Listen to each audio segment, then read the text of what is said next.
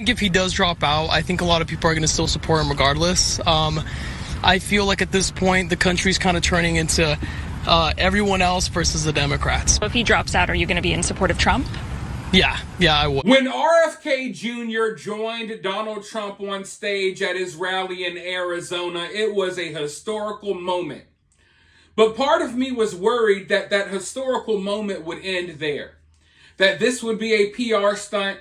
They would take photos and videos of these guys shaking hands and hugging or whatever, and then the collaboration would end there. But luckily, that's not the case at all, ladies and gentlemen. RFK Jr. says that he plans on campaigning with Donald Trump, helping Donald Trump with his campaign. He's going to be out at certain rallies. He's going to be doing events. He's going to be doing speeches, trying to help get Trump elected. And I love to see it.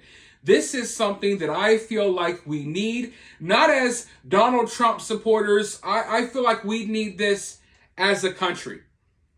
I feel like this is the real way that we could bridge the gap, and the divide. I feel like we can heal wounds, the wounds that we have as a country, this way.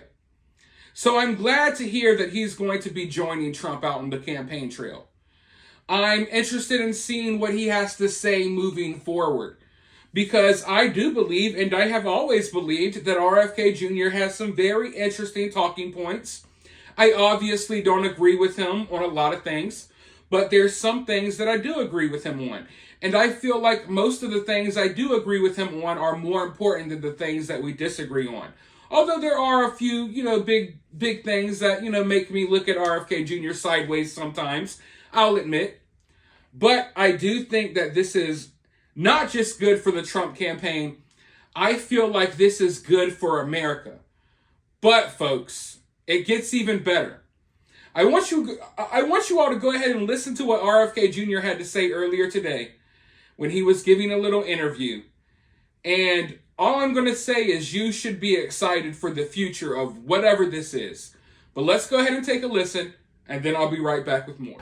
President Trump had been reaching out to me, and I talked to him a few hours after the assassination attempt, and we had a long conversation by phone.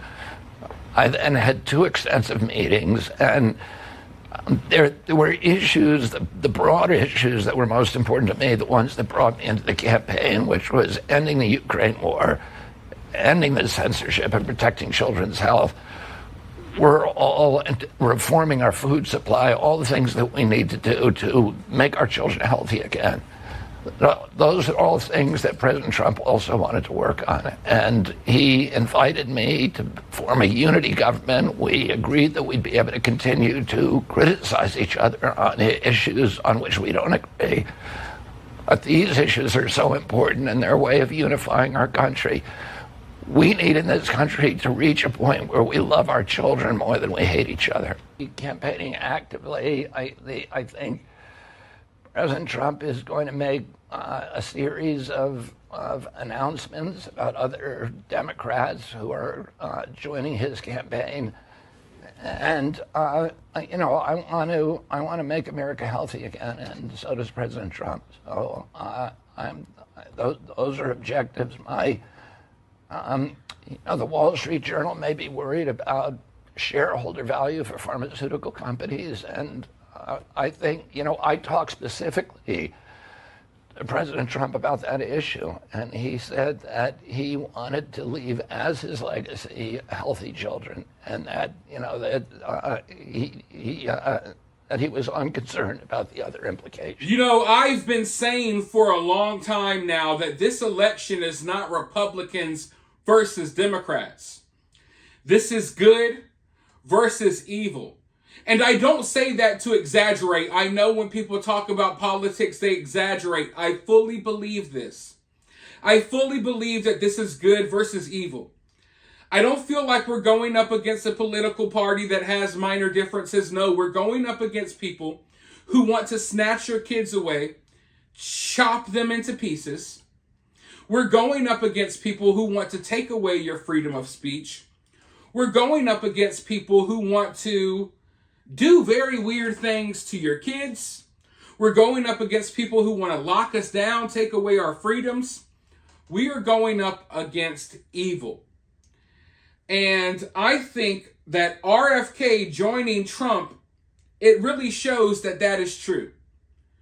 It shows that, the evil that we're going up against, it's such an evil force that people who disagree on so many things have decided to put down their swords and come together. Because there's no denying the evil that we're up against. Even if we disagree on this policy or that policy, there's no denying the evil that we're up against. So obviously, RFK joining Trump, I thought that was a good thing. We've talked about that. But if you listen to what RFK Jr. just said, RFK is not alone.